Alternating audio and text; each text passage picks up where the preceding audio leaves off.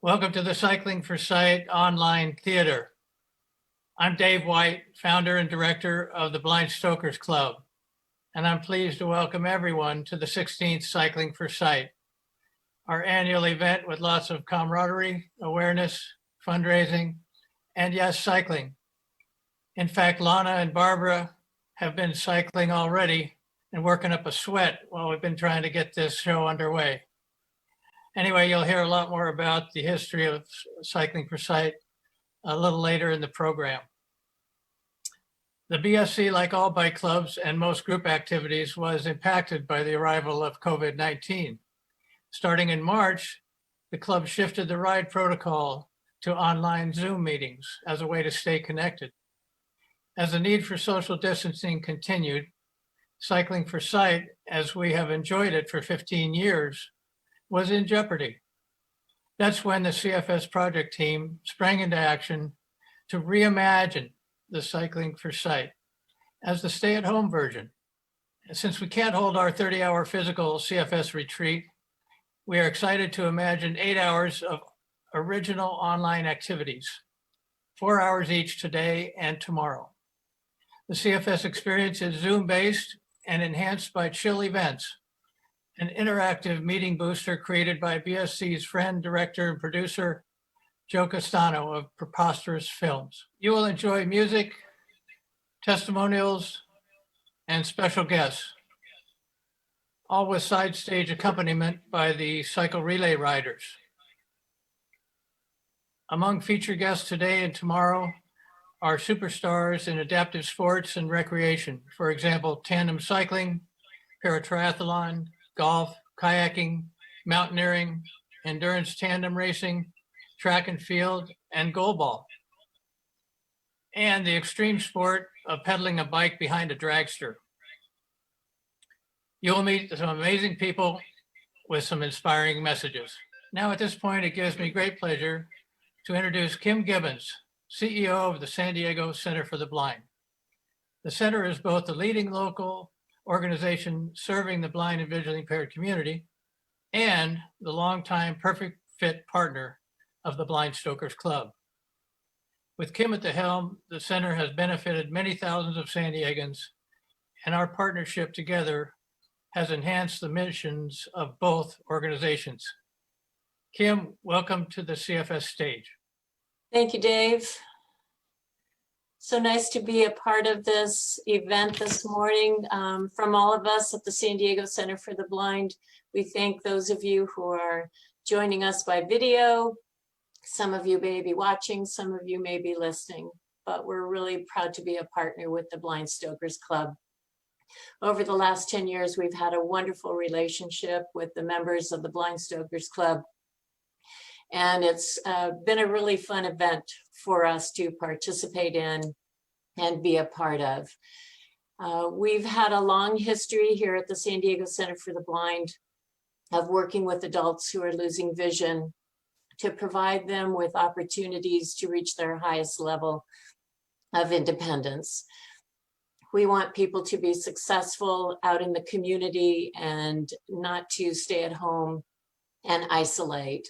And the Blind Stokers Club provides an excellent opportunity for people to be a part of that community again and participate. I have never met a nicer group of individuals, whether it's those who are running the organization or the tandem captains. Many of our graduates from our program have been participating with the Blind Stokers Club, and it's really been a fun experience for us. We hope that all of you will donate today to this event. We're so excited about the fact that the club has reimagined this event and has gone on with the Cycling for Sight program anyway. And so we hope that all of you will donate today to help those individuals who are newly blind and facing loss of vision. Your generosity today will help those individuals to reimagine their life, just like we reimagined the Cycling for Sight event. Well, today we want to share with you the spirit of our typical Cycling for Sight event that we have each year. And we're going to do that by having folks who've been a part of it, by having members of the San Diego Center for the Blind and the Blind Stokers Club speak, and by doing some of the things that we typically do, which is we have fun, we do music together, and that's really what we want to share with you. You know, these are crazy times we're having, and we're aware that everyone's taken a hit with coronavirus, and now we have other major issues in our country. Well, this is a place where we come together to have fun and to be a community, to model that. And, you know, there's a saying, when you give, you get back much more than you ever gave. Well, it's really true in this club. It's a very a reciprocal type of a situation. It's really wonderful. So I'm thrilled to be here, and I'm amazed at all the graphics going on. I want to ask a million questions on who put this all together, because I think it's awesome. So yeah, where do I even start? I guess I've been a cyclist my whole life, and then it was one of my favorite things to do. I lost my leg in 2007, actually, because I was struck by a car while riding my bicycle. So definitely a tough time, but I see a picture of Evelyn and I on the screen. Anyhow, but it didn't keep me off my bike. So it was part of my recovery, and you know, definitely something that's taken me everywhere I've wanted to go. And the nicest friends I've met probably riding a bicycle. So probably around 2000, maybe 10 or 12, when I had felt pretty recovered.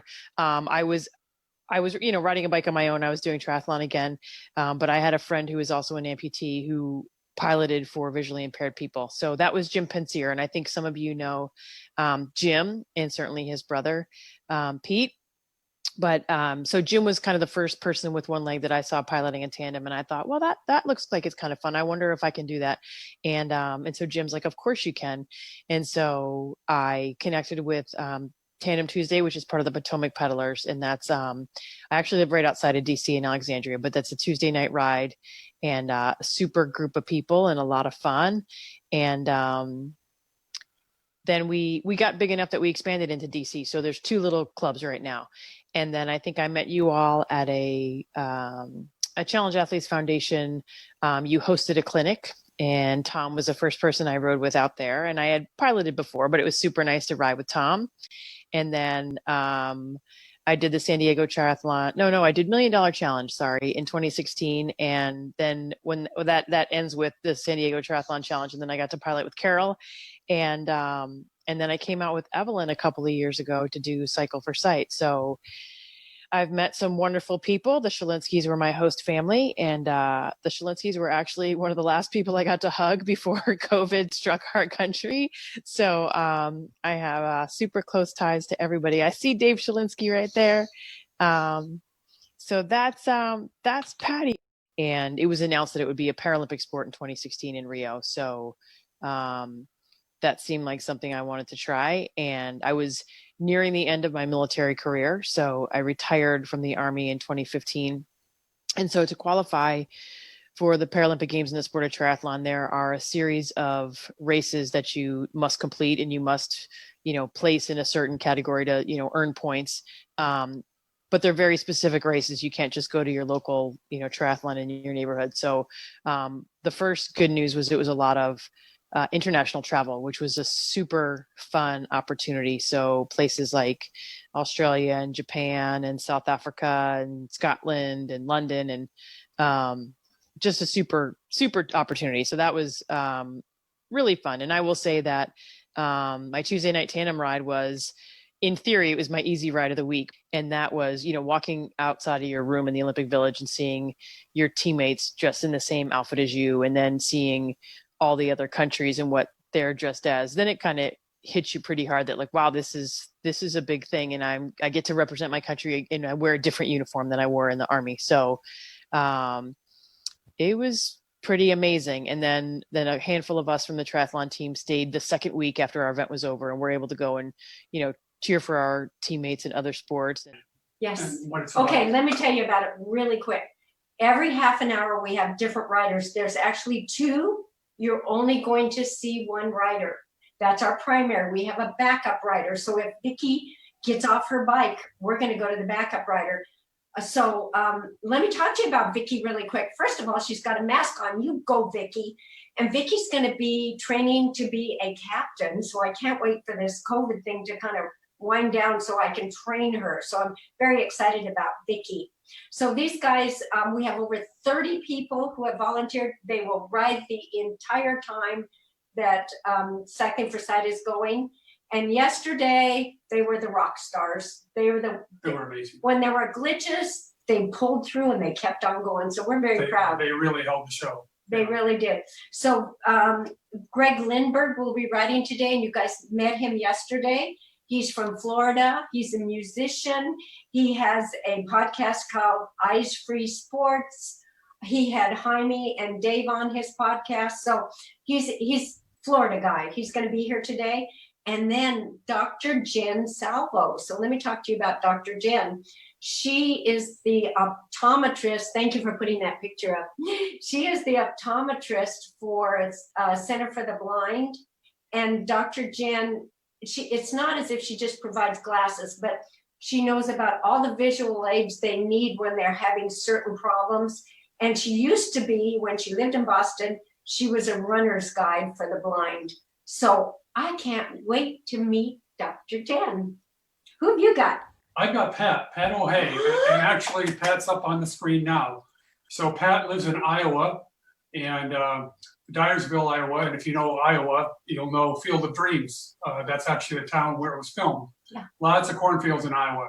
So Iowa is also known for RAGBRAI, and RAGBRAI is a 400-mile ride across Iowa. Diana Rose and I rode it.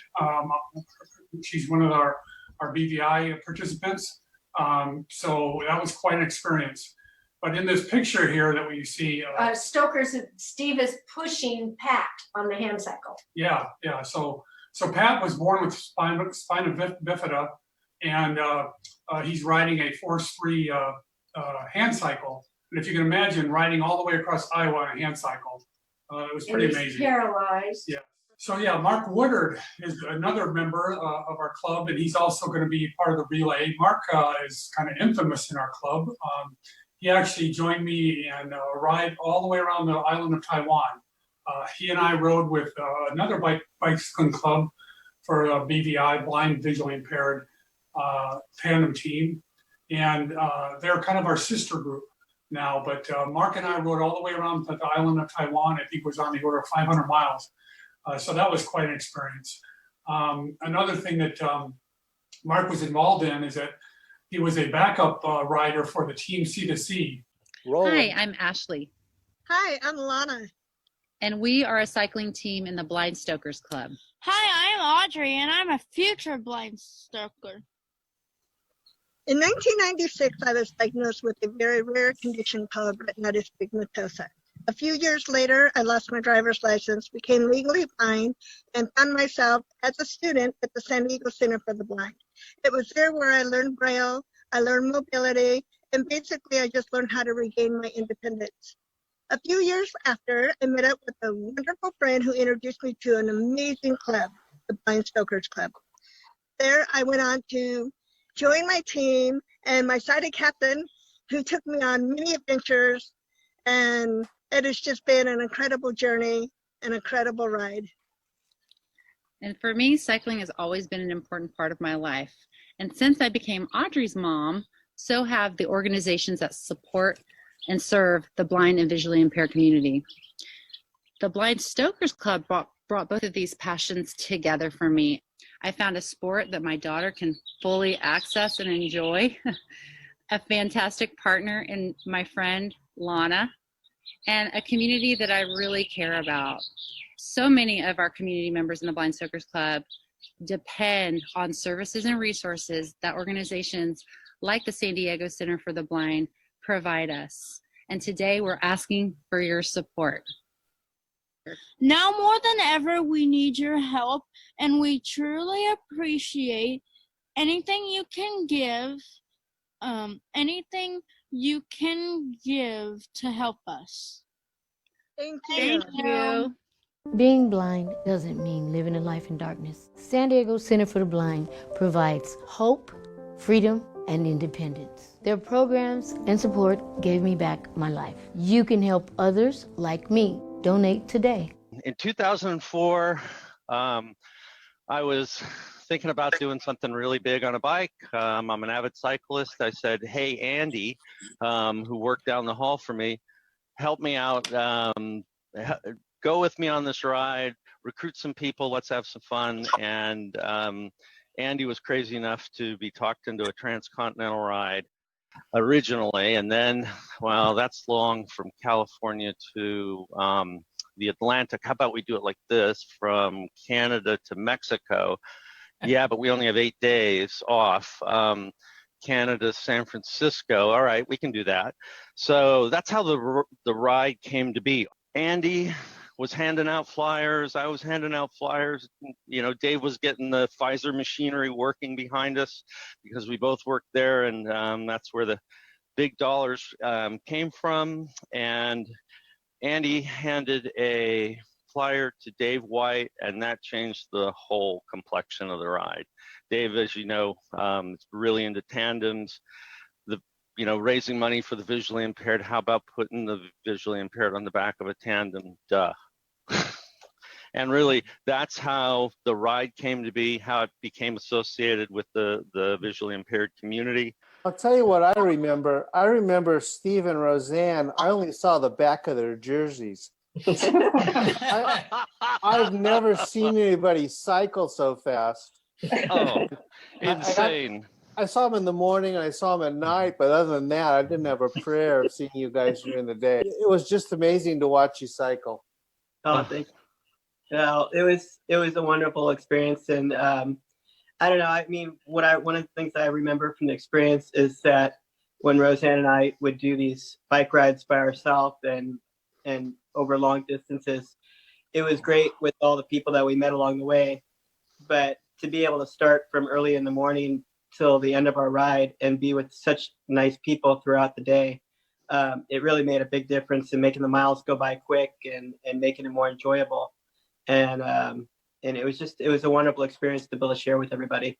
And knowing that we were doing it for a purpose too, other than the pure enjoyment for ourselves, but, raising money for the San Diego Center for the Blind, which, really, really meant a lot to me. And throughout the years has meant a whole lot to the whole organization. So it's been great. Well, if it's my turn, I'd like to start by saying that it was some kind of divine intervention that brought these elements together.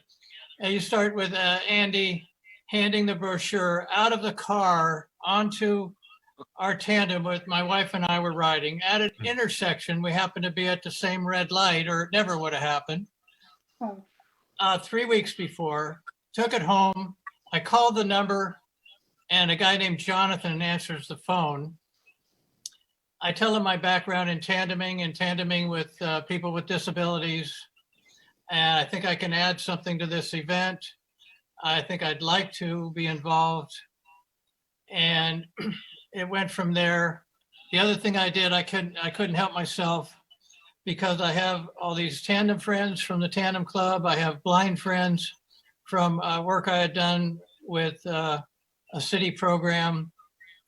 And I said, let's add something and see if we can bring some more tandems to the very last leg of the ride, where we had planned to regroup at the glider port, and you'll see the all group photo when it scrolls through. That was a whole lot of moving parts in a wildly challenging scheme, but it pretty well worked. We got tandem friends from the Tandem Club to bring their bikes over, cyclists from the North County Cycle Club that I was a member, and then we recruited people like Jonathan and Andy to hop on a tandem for those 3 miles and enjoy it with a stranger. So guess what? Putting two strangers together on tandem and looking back, that was the beginning of what we now call the Blind Stokers Club. Okay, Stoker, you ready? Sir, let's do this. Rocky Camp is ready to ride, I'm living again. despite having a condition that robbed him of his sight. Retinitis pigmentosa. A veterinarian and triathlete, the 65-year-old struggled with a diagnosis. Feeling isolated, dependent, fearful. His condition took a toll not just emotionally. I was definitely getting weaker, and I didn't have the endurance that I used to have, and it came back very quickly. He credits this man. Together, Rocky and Dave White have pedaled their way across Southern California. In 2007, Dave started the Blind Stokers Club. A captain with vision is paired with a blind partner called a stoker. We will take and support a stoker who wants to ride recreationally once or twice a month, and all the way to someone who wants to compete. Research shows people with vision loss are more likely to suffer from depression. Psychologists say cycling can improve mood and relieve anxiety and stress. I love just looking and seeing the smile and the expressions when we go different places or go downhill or feel a breeze come across us. I feel normal. Rocky's enjoying experiences he thought were lost forever. There's a chance my kids may get this. It's a genetic disease, and I want to be a good example for them that life will go on. He says it's all part of the journey. Nichelle Medina, CBS News, Solana Beach, California. Like the young boy in the story, I grew up thinking that I needed to be independent to be successful. I thought the key to success was by being independent, getting things done on my own, and never asking for help. As a teenager, I was gradually gaining my independence. I got my driver's license. I got to go wherever I wanted, whenever I wanted. I graduated from high school, went off to college where I lived in the dorms. I joined a fraternity, studied sometimes. I moved to an apartment off campus the following year, got a part-time job, paid bills, went grocery shopping, cooked, if you include Top Ramen. But everything in my life was trending in the right direction. Everything was going great. 11 years ago, when I was a 19-year-old sophomore at San Diego State University, I rapidly lost my central vision and went from perfect 20/20 to where it is now. I'm now legally blind with no central vision due to a rare genetic disorder I had no idea I had, called Leber's hereditary optic neuropathy, or LHON. One of my best friends and fraternity brothers, Josh, he called me one day and he asked me to come back to school. And he said, come back to school and take 2 easy classes. And in my 5-class schedule, I'll take those same 2 classes with you. And that's exactly what he did. He ended up helping me come back to school. I took 2 classes, 2 easy classes, and he took those same 2 classes in his 5-class schedule. And he helped me walk to and from class. He helped me tell the professors that I was legally blind and I needed accommodation. And he helped me study for the exams in the classes, which helped me pass those classes.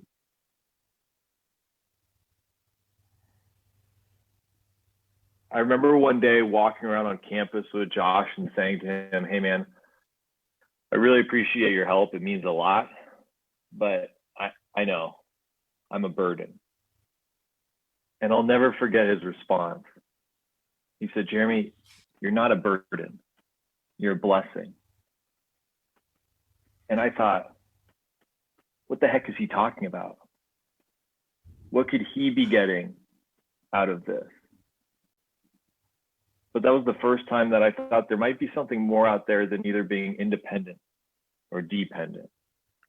And so my mom was doing tons of research at the time, and she met Dave White. And Dave and I met, and we went on a tandem ride together where obviously I was his stoker, and we rode maybe a 20-mile ride, and he introduced us to tandem cycling.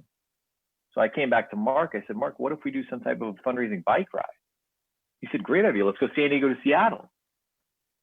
Again, I didn't want to cycle 1,200 miles, but I was definitely interested in doing some type of a fundraiser.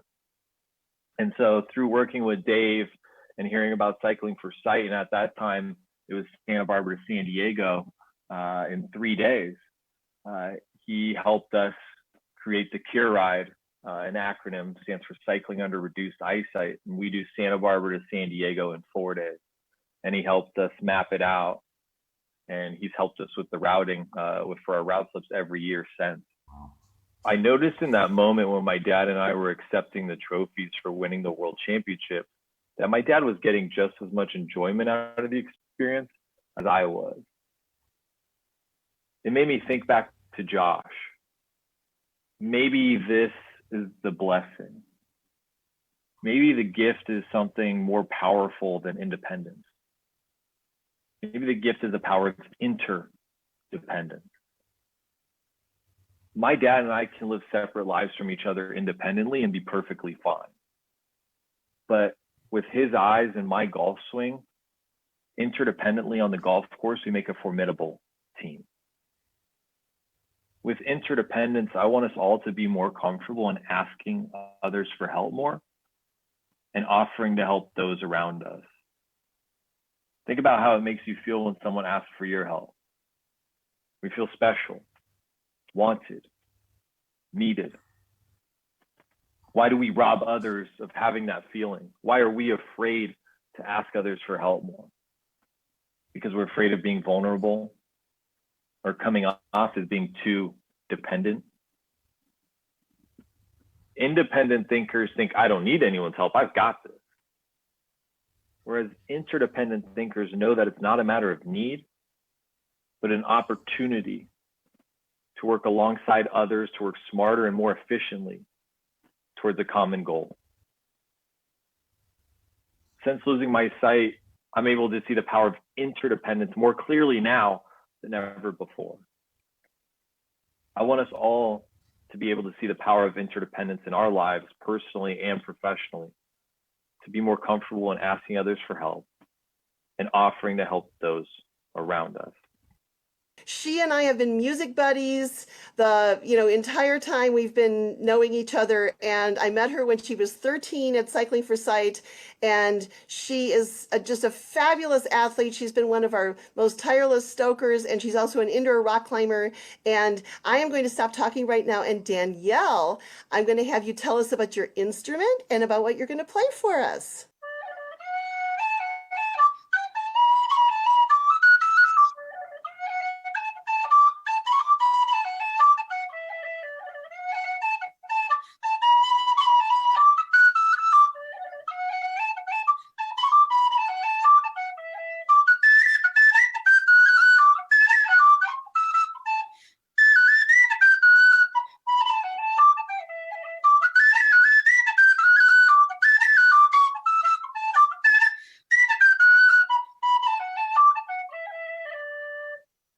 Perfect. Well, thank you for the introduction. Ahoy, everyone.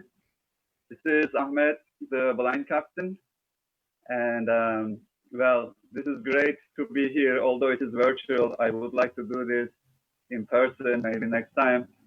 It is great to hear everyone and be back with the Blind Stoker Club. Well, I'm blind since the age of 3. Totally blind. I'm an ocean lover, a kayaker, an outdoor enthusiast, and a teacher of the visually impaired. And I work with blind high school students in San Francisco Unified School District. My work includes teaching Braille, teaching technology, life skills, whatever the kids need. And I work with all ages, but mostly high school recently.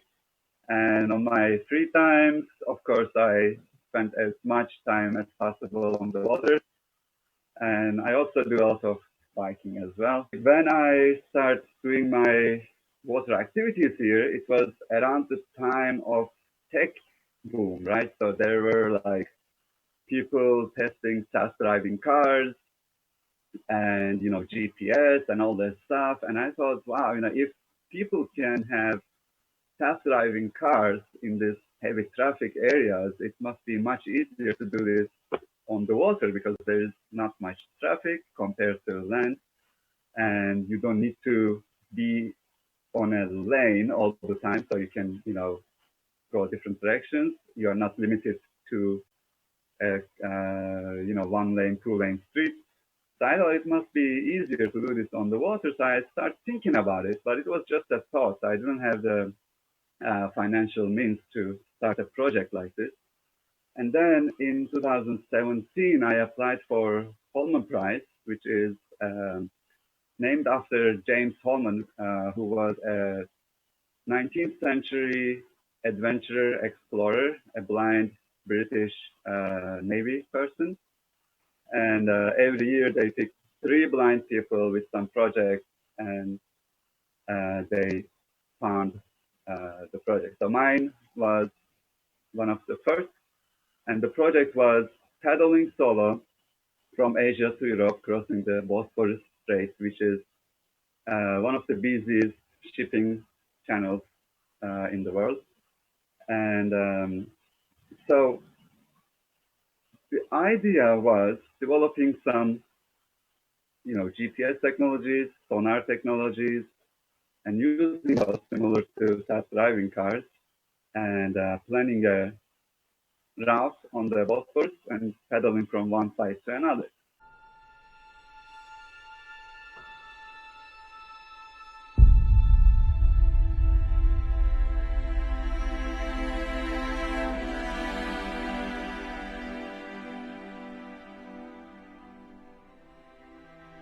This is a video of us rock climbing at the gym. No road too long.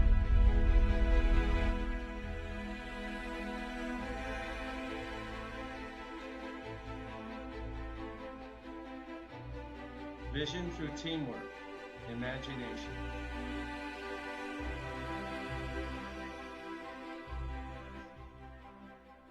Spellbinding. These are all images of us at the gym.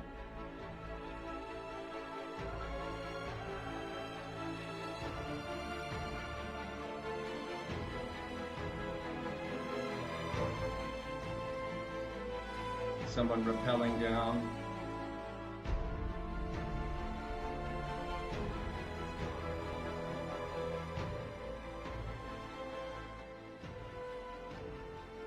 The Daves. Oh, and then lunch on my deck. Yeah, I started out as a teacher. I went to school and got a degree in education and moved out to Arizona. Heard there was amazing rock climbing out there. I had started rock climbing at 16, but here and there, not very much, just whenever I could get the chance in Connecticut. And so moved out to Arizona, took a teaching job. I taught middle school English and math, and started rock climbing on the weekends. I was, what you call a weekend warrior, and started, that sport started taking on greater importance in my life. And I taught for 6 years, and then I got this idea that I couldn't shake, and that was that maybe I could make a life as a professional adventurer climber. And it wasn't really like a future that many venture capitalists would have invested in, but I've been making it work for over 20 years now. So it's been really fun. Tried to climb Mount Hood. We didn't make it to the top. We tried to climb Mount Rainier. We didn't make it to the top. We tried to climb Long's Peak in the winter. It's in Colorado. We didn't get to the top. But sure enough, we left for Denali. And in 19 days, we made it to the summit. So it was really cold and really fun, wild adventure. And that got me pretty excited about maybe trying to climb the 7 summits, the tallest peak in every continent. So I started that quest, worked my way around the world, climbed Kilimanjaro, where I got married to my wife, and then headed off to Aconcagua, which is the tallest peak in South America. I had to try that one twice because I failed the first time. Went to Mount Elbrus, which is the tallest peak in Europe. We skied down that mountain. It's about, 18,500 feet. So we skied about 10,000 feet from summit to base camp. And then Everest, and then Kosciuszko, which is in Australia, and then on to Carstensz Pyramid, which is actually the tallest peak in Australasia or Oceania. It's like the 8th continent. and then Mount Vincent as well. Threw that in there. That was in Antarctica. So, and then hundreds of peaks that nobody's ever heard of off the beaten path.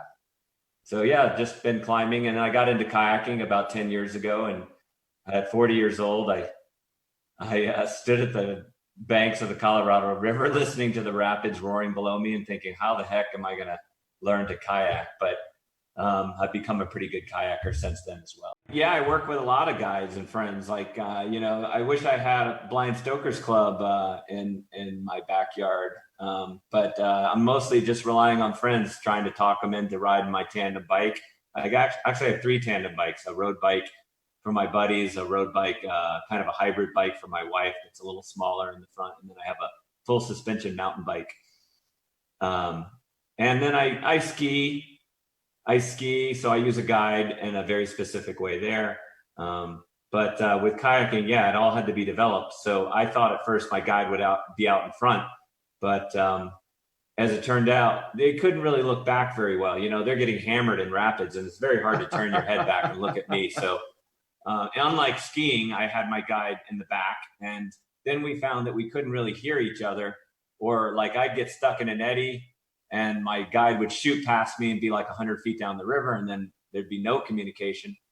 So we developed this radio system. We worked with this UK company, a little tiny mom and pop company, and they developed these radio systems called Neptune Communications. They're fully waterproof, pretty reliable, very clear sound, duplex sound, which means like 2 people could talk back and forth to each other. So that enabled my kayaker guide to be back a little bit. In a really big rapid, like the safest way was to have my guide behind me, to have a person in front picking the line, because it's a very complex line through the rapid. Maybe a person or 2 at the bottom of the rapid to pick up the pieces for people who swim. And then we even had sometimes a guy in the very back who we called the Hail Mary, who was could kind of oversee everything and be there to rescue somebody if they got into trouble. So it was a team effort. Well, thanks for sharing some time with us, Eric. We enjoy following you, reading your books, watching your films, and going to your No Barrier Summit. Mark was in the falconry activity last year, and he really enjoyed it. Well, everyone should participate this year. It's going to be really fun and entertaining. We have the guy who won America's Got Talent. He's got autism and he's blind, and he's an amazing singer. So yeah, just all sorts of stuff that, and it's not just entertainment. It's really, our mission is to help people break through barriers. It's very similar to your club, break through barriers and have, what we do apply to other parts of life as people think about their future and the person they want to be and become. That was in Gainesville, Florida, where my dad grew up and where Tom Petty and the group actually started. So as this song goes, I Won't Back Down, it's to me, it's really personal because it's the message is that you won't let anything get in your way, and you won't back down even if people might tell you that you shouldn't do something or can't do something. You're saying, no, you know what? I'm not backing down. I'm going to do what I want to do. I want to be successful. I, want to do things in spite of whatever adversity I might have, whether it's blindness, visual impairment, or anything. We all face challenges in our lives. So I feel like everyone can relate to this song. So here we go with I Won't Back Down.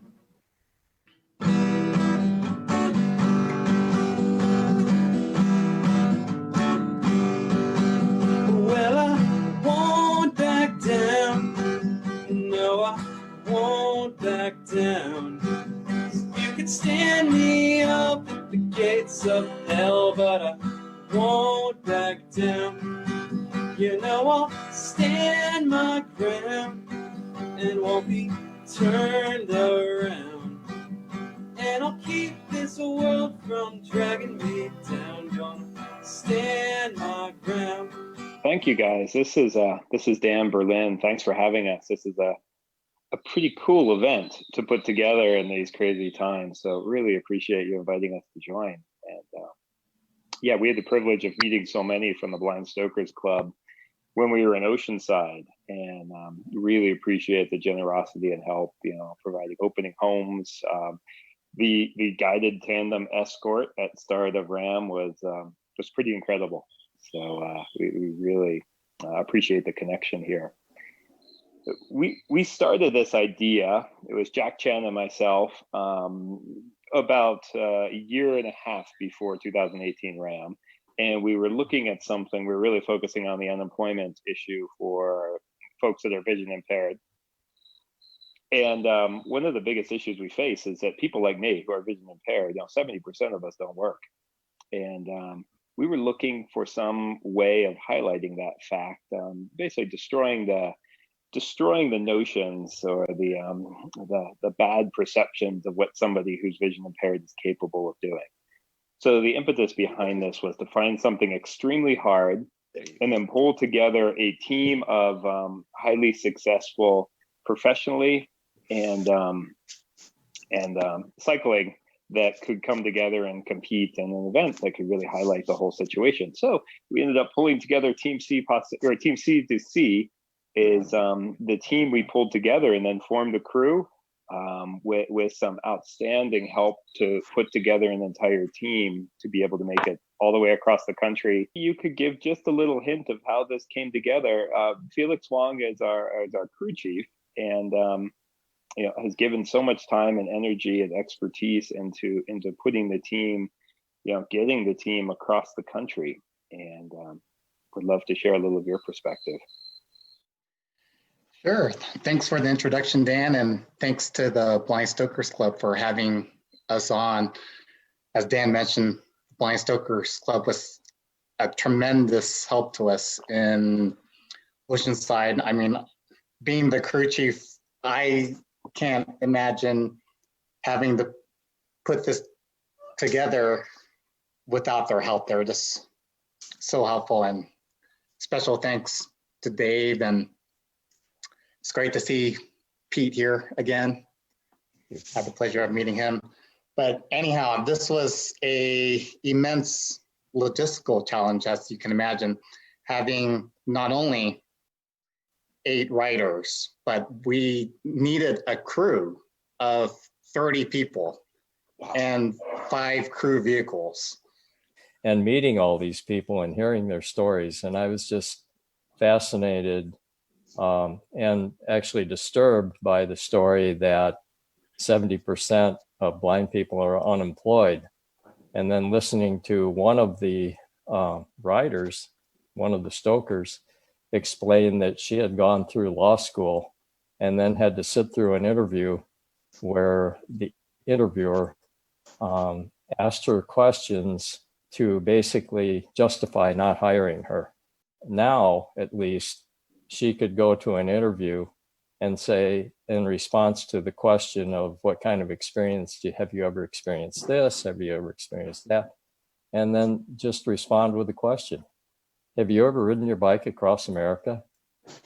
Hi, I'm Tom Perez, also known as Stoker Tom. I've been with the Blind Stokers Club for coming on 5 years now. It's been a wonderful experience. Actually, the Blind Stokers Club was one of the major reasons that I moved to the San Diego area.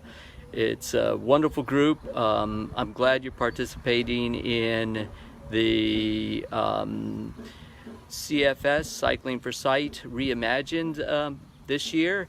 Please, if you're able to give generously. The San Diego Center for the Blind needs money right now, and we're all counting on you to do your part if you could do it. Again, everybody in the Blind Stoker Club, the blind visually impaired community, as well as awesome captains who ride with us on the tandems, are always there for one another in these difficult times of COVID-19. Again, thank you very much, and looking forward to many more years with Blind Stoker Club and getting back on the road again. Thank you very much. Take care. Bye.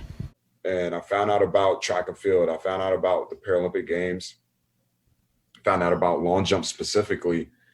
And it was through a physical fitness test that I had to do in high school.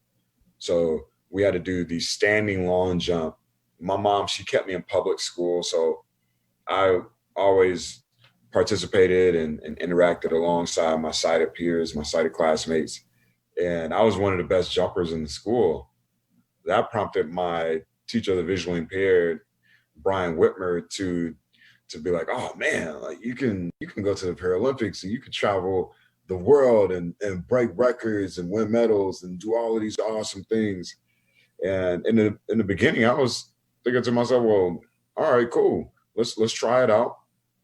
But what I didn't realize is that in the Paralympics, they don't have standing long jump. They have running long jump. And when Mr. Whitmer had told me that, I said, you want me to do what? You want me to run and jump? You're absolutely insane. You're crazy. I thought that I would trip over something or run into something. And I didn't want to try it. And the reason being more so than anything was because I didn't trust Mr. Whitmer. I couldn't give my total 100% trust to another person. I didn't want to depend on him and potentially put myself at risk of, something bad happening. I think ultimately what really was going on was I didn't trust myself. I had Mr. Whitmer there, and he was very adamant about training and me being able to go to the Paralympics and travel to different countries and experience different cultures. I mean, he talked about it every single day, and he believed in me so much that I began to start believing in myself. And once that happened, it was on and popping. And we started training every day. We started lifting weights. We started, doing everything that I needed to do from an athletic standpoint. And he helped me get to my first Paralympics. He basically, he engineered that entire situation for me. That would be great too. I want you to close your eyes and imagine your highest potential. Right foot back. I lean forward slightly. Right there. And I begin to run in his direction. 1, 2, 3, 4. Jump! Determination, it applies to all of us. And when you tap into that, you're able to fly as far as you can go.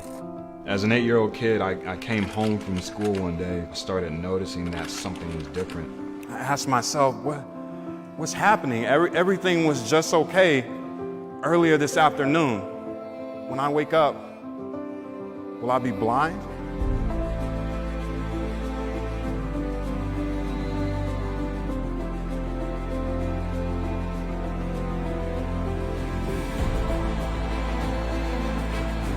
Had I accepted at 8 years old that blindness would be the end of my story, I would have never achieved 4 Paralympic medals or a world record. I know that you can do amazing things too. The Blind Stokers Club is awesome. I can't really, preach how amazing it is to have options for us to get out there and be active. Again, as much as I love the sport, I think that, it's just good to build that community and have people who understand and who live it as well. And it's been really great. I'm showing a copy of your book right now, Lex, to the audience. It's a great cover. It's a great book. It's such a pleasant read and thing that people can relate to your stories. They're so well told in your voice. And I also know by asking you that you're going to do a audio version of your book and be able to record that. When do you think that'll be available? Yeah, you know what? I'm trying to figure that out right now. Once the COVID-19 hit, that kind of spiraled things in a different direction. But hopefully I'll be able to do it soon, because I want it to actually, I want to actually narrate it. So yeah. I'll definitely let you know when I get it done, but that should be fun too. Our future Broadway star, Audrey Gaze. And Audrey is 10 years old, and she's been playing piano for a year and a half, and she is doing so very, very, very well. And there you are.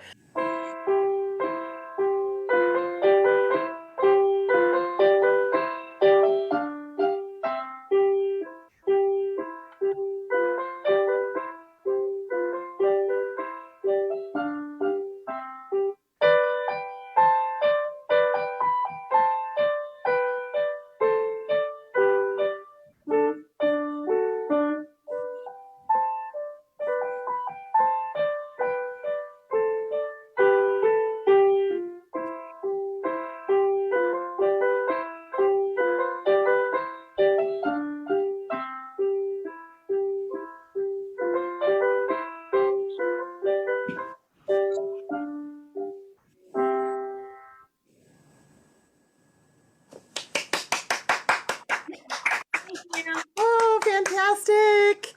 That was so well done. Yeah, so I was a teenager. Basketball was sort of what I was supposed to go to college on. I was going to go into the military, follow my father's footsteps. And yeah, things changed a little bit when I was 14. I started having eye pain and started losing vision out of my right eye peripheral and then peripheral out of my left eye. And like you said, they wrote an article about me still playing competitive basketball, being legally blind. And somebody called up and said, "Hey, you want to try this sport of goal ball?" It had the word ball in it. So I said, "What the hell?" And my father took me down to the gym. We met with somebody at the School for the Blind there in Colorado Springs, who introduced me, Lindsley Hardy, to the sport. Handed over keys to my dad, and we had access to the gym kind of whenever we wanted. And so he started coaching, and nationals happened to be again in Colorado Springs that following summer. So we put a team together, and it's kind of how the journey started. And I was just fortunate enough to, meet a lot of great people along the way. And I was able to make that team to go to Barcelona in '92 when I was 17, and was able to compete through Brazil in 2016. And I officially retired in April of 2017.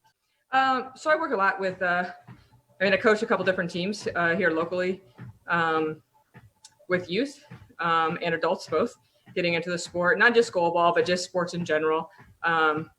My job at Portland State is the inclusive rec coordinator. So we do a lot with them. And then my local organization here with Adaptive Sports Northwest, Northwest Association of Blind Athletes, just trying to stay connected and just get in the community. Like I said, just get, especially kids, just involved in whatever recreational outlet that is, whether that's goal ball, it's cycling, it's running, it's swimming, it's wrestling, it's football, whatever it is, just get them moving, get them active, get them healthy. That's nice. That's very nice. I've always been interested in sports and in competitive sports. And I'm sure, like many other people, I've imagined what it's like to walk into the stadium at the opening ceremonies. What was that like for you the first time? Surreal. I think every time it's surreal. It's just to have, 85, 90,000 folks excited for you to come in, and you're marching behind your flag and your whole delegation. Like I said, my dream was to go into the military like my father. So the flag obviously means a lot to me. And so to be able to be part of that movement, even growing up as a kid, that's what I wanted to do, is represent the U.S. Like I said, I just thought I was going to be in a different sport. But so anytime I can put on the stars and stripes and represent my country, it's amazing. I've used the Blind Stoker Club to connect with some folks, try to get some pilots at different times. I was just connecting with Dave again right before coronavirus hit. Matter of fact, one of us, it was like, "Oh yeah, we could ride this weekend." And it was actually, I was in New Jersey getting my 5th guide dog. I was like, "Oh, I can't this weekend. I'm in New Jersey." And then next week is everything got closed down. So, so I haven't been out tandeming obviously for a while. Well, I'll extend a long-term invitation to you about this time next year to come to San Diego and ride with us in our 17th Cycling for Sight. There you go. Yeah. All right.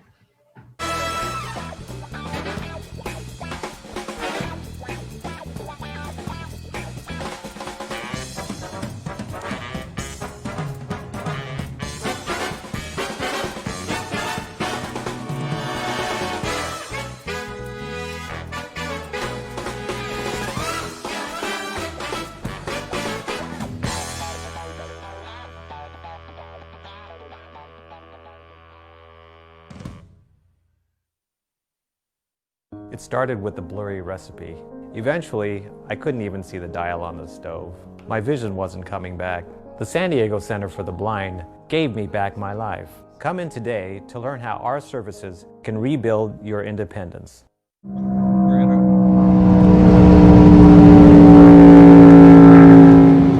It's hurry up and wait, hurry up and wait.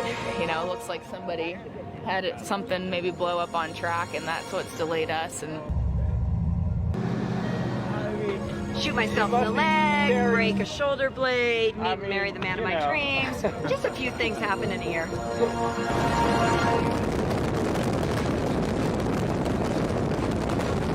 You're about 105. Yeah, it felt slow. Well, because you didn't know, we just needed to go faster, quicker. I watched her pedal her cadence. If she looked comfy, I just stayed comfy.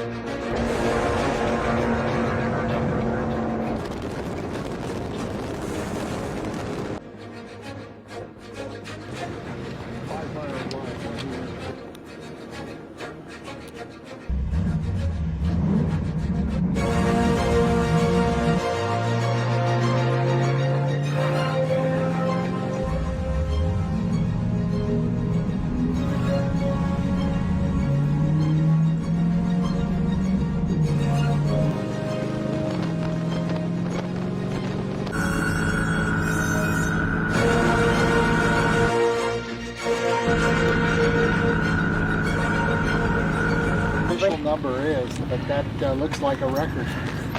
Awesome. Awesome. Thank you, John. Oh, you did it. I want to do that again. You did awesome. Yeah, you know how to go for it. Oh my gosh.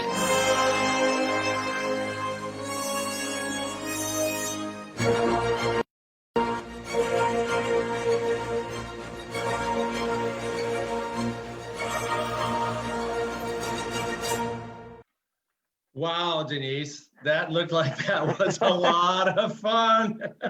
Oh, yeah. Well, welcome. Thank you so much for being here. To our audience, John Howard is also hopefully going to join us. We're having some technical problems getting him into the green room. So Denise, it's all on you right now. All right. Well, as you saw in the video there, I set a land speed record on a bicycle in 2018 at 183.9 miles per hour. But two biggest elements are setting of goals and then also working with a coach and a mentor, someone who believes in you, someone who will have your accountability and to help you along the way. And that's one of the beautiful things the Blind Stokers Club and Cycle for Sight is you have somebody with you. And somebody who believes in you, somebody who's able to be your cheerleader along the way, because I had some challenges. We've had another excellent day of speakers, and I think we all owe a debt of gratitude to Dave White for putting together such a great array of individuals from all kinds of sports, all with very inspiring stories. I've really enjoyed listening to each and every one of them.